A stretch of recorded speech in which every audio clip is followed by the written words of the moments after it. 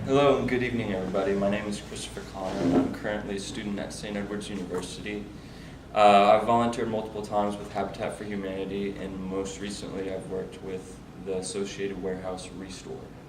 Um, how many times have you gone for a walk in your local neighborhood around town or in the suburbs and seen just a pile of, you could look at your insert right here, anything that the Restore has to offer, like just a pile of unused material goods just dumped out there.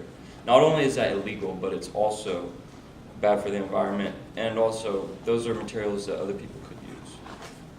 Juxtapose this dump with poor parts of town where people struggle every day and go every week without basic things like a washer and dryer, and it just doesn't seem to add up. And that's the reason why 20 years ago, Habitat for Humanity started Restore here, first location here in Austin. In the following overview, I'm going to provide a full demonstration of the need for this institution. I'm going to demonstrate the utility it provides for civilians here in Austin. And finally, I'm going to seek to demonstrate the advantages that make it completely unique from anything else. By the end, I hope that you see that Austin's revolutionary Restore is an idea worth spreading also. So first thing we need to do is identify the need. Unfortunately, according to the Austin American Statesman, 1 out of 5 people in Austin live below the poverty line. And that is lower than the national average, but it's still pretty high. And if you look at the concentration of where these neighborhoods are, a lot of it's on the east side of town. And so it's very convenient that Restore is located at Cesar Chavez and Comal, which is on the east side of town. Not only that, in this area, you can look at the map on the handout. The small circle is where the Restore warehouse is, and then the larger blob is where the warehouse district is, where there's a lot of public and private dumps. And so basically anybody coming into town to drop off all of their goods that they don't have any use for anymore, if they have anything of value, they can drive through the Restore.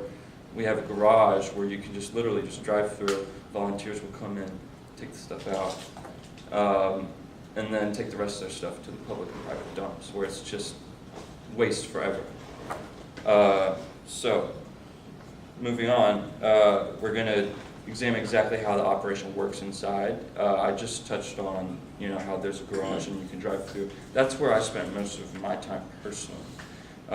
People come in with SUVs or trucks, and they'll have light fixtures, doors, lumber, insulation, anything.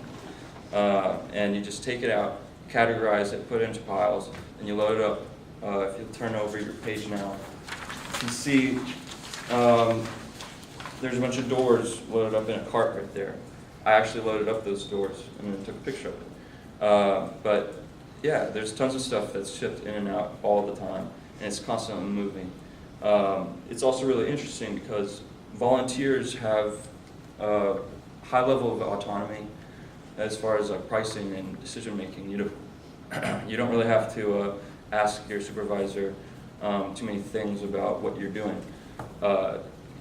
You basically just price it however you think you should, and prices are really, really low.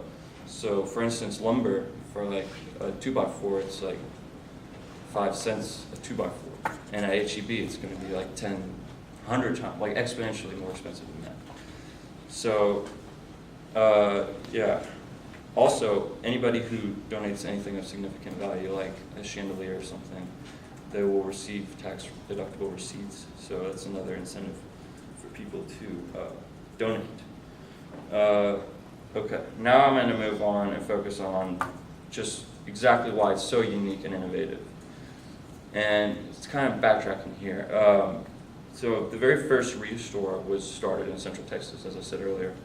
And now there is over 200 Restores, not just in the United States, but also in Canada. And that's according to the Habitat for Humanity website, which is the organization which started Restore. Before Restore, there was no low price hardware goods option.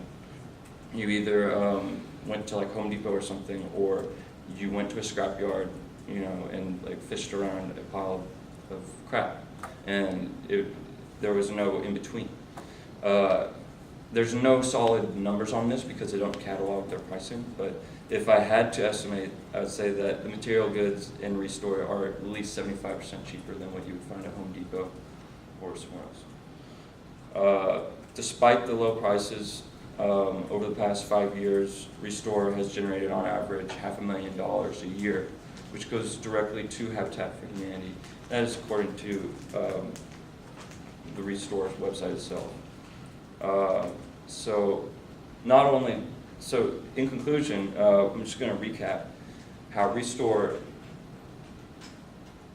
it allows people to have tax-deductible breaks through donations. So you can donate, you can volunteer, and there's three ways in which it keeps, three ways in which it provides a positive benefit. Firstly, it reduces waste, it's sustainable.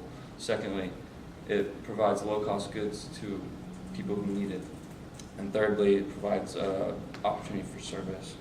So I'd like to sum it up with sharing with you that it's my belief that as we become more aware of this institution as a public, the idea will spread quicker and quicker. I strongly encourage any involvement in the project, either as a volunteer or a donator.